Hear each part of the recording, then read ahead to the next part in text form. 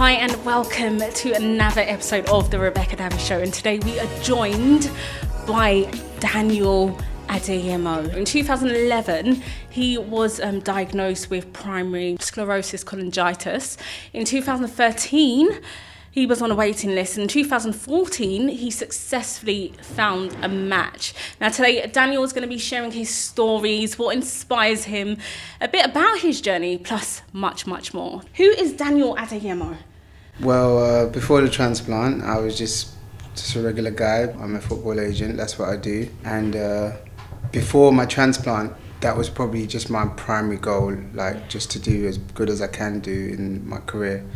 The transplant changed things significantly because it gave me more insight into people that are suffering with the same rare illness that caused me to have a liver transplant. Yeah. So since then, I've tried to take on board a lot of charity work and things to do with raising awareness to primary sclerosing cholangitis. Tell us more about what it actually is. It's a disease that affects the bile ducts. The bile ducts are the tubes that run from your liver to the rest of your body. Yeah. And your liver is responsible for creating bile to break down all the toxins that you might ingest during the day or throughout your lifetime.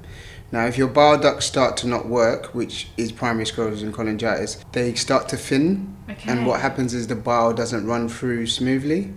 So what they try to do in the hospital is they can either do some small operations, which is called stent insertions, where they put little plastic tubes in between your bile ducts to try and keep them open. Okay. But eventually, when the bile ducts completely collapse, nothing's being produced, and you need to have a liver transplant because your liver starts to scar. And without your liver, you can't survive. Prior to the diagnosis, how did you know that something was wrong internally? Well, as you said, I was diagnosed in 2011, and because I was healthy, I didn't think too much of it. Yeah. I just carried on with life as it is. It's not until December, Christmas time 2013, I physically started to know a difference in my body. Wow. Like I couldn't get out of bed, my body was weak. Walking up and down the stairs seemed like such a journey. Goodness. So basically my body was shutting down. Obviously it's very scary because it all happens so suddenly. I was told by the doctors that this is like coming towards the end stage of PSC, where you need to be on the transplant list.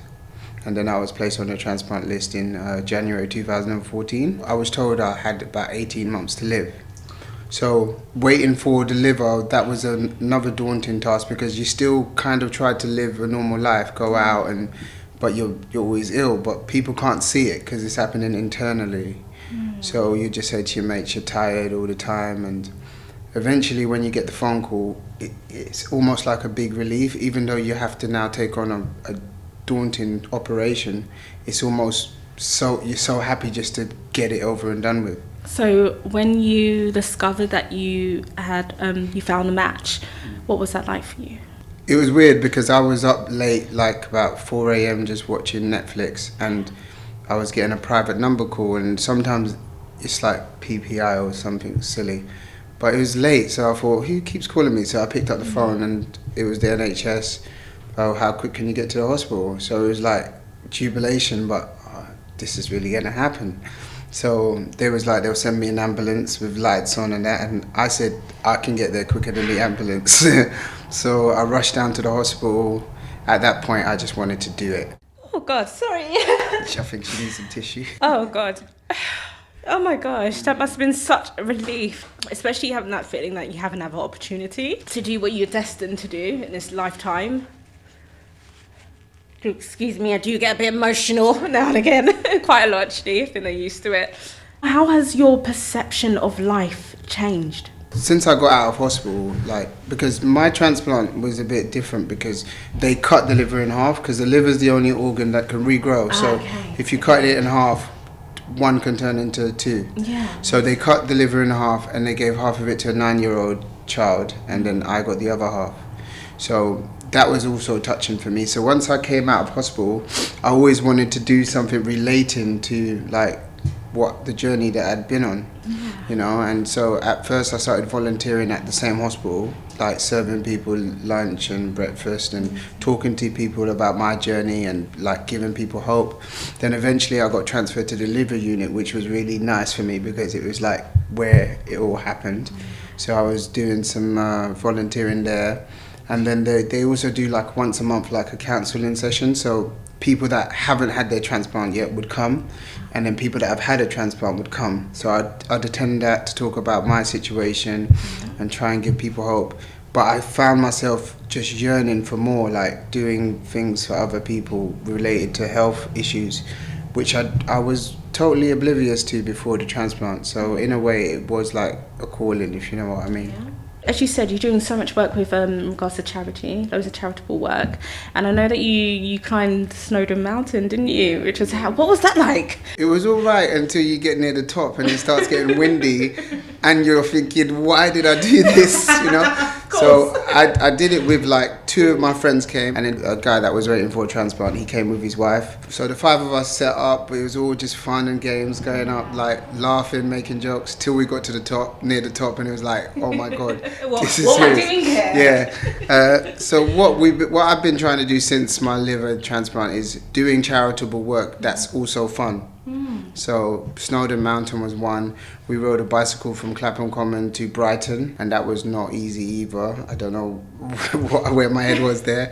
I've also jumped out of a plane in Sheffield, but we raised a lot of money. You know, it's like the more extreme it is, the more people will pay for it. You know, so, and recently I did like Spice Girl tickets giveaway, and that was more about sick people that couldn't afford to get to such events. And met an amazing young girl, her mum and Liz, and she's waiting for a transplant. She's been sick since she was 12 years old, so she's had 7 years of suffering. I met a lad in Cardiff who had a transplant in April, and he's struggling from depression. So to be able to help them, you know, maybe go to an event that they really like, you know, it's been, you know, very heartwarming. Yeah.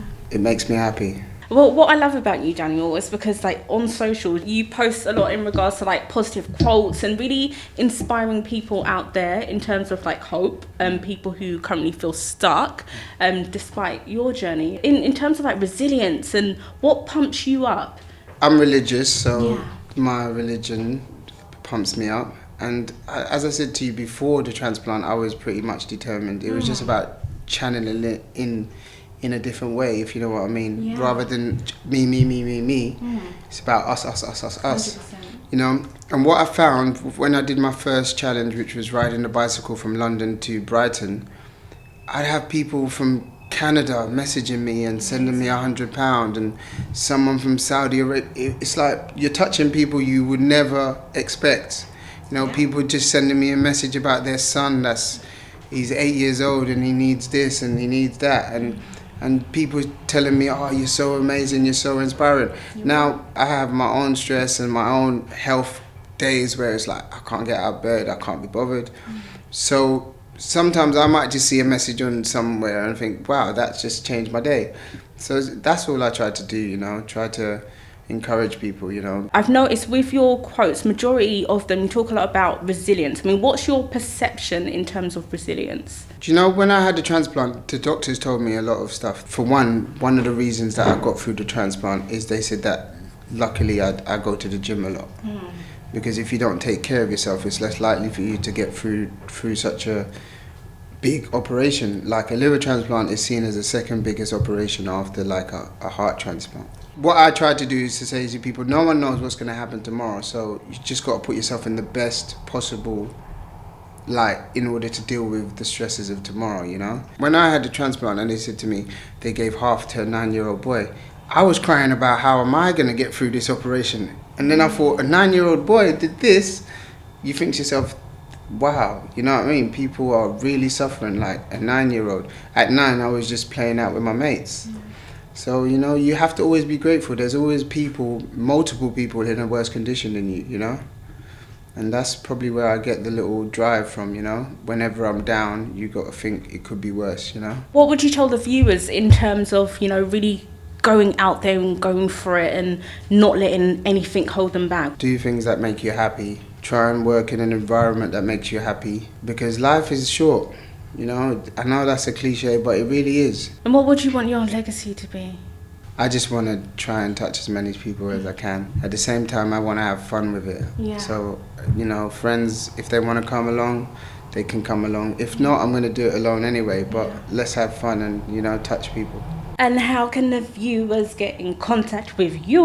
Well, Daniel's Liver Journey on Facebook. Okay. That's the main account. So just follow, add anything you want, suggestions, watch the journey, anything. Amazing. Thank you very much. You're incredible, Daniel. Thank you very much for sharing your journey. Thank you. Thank you.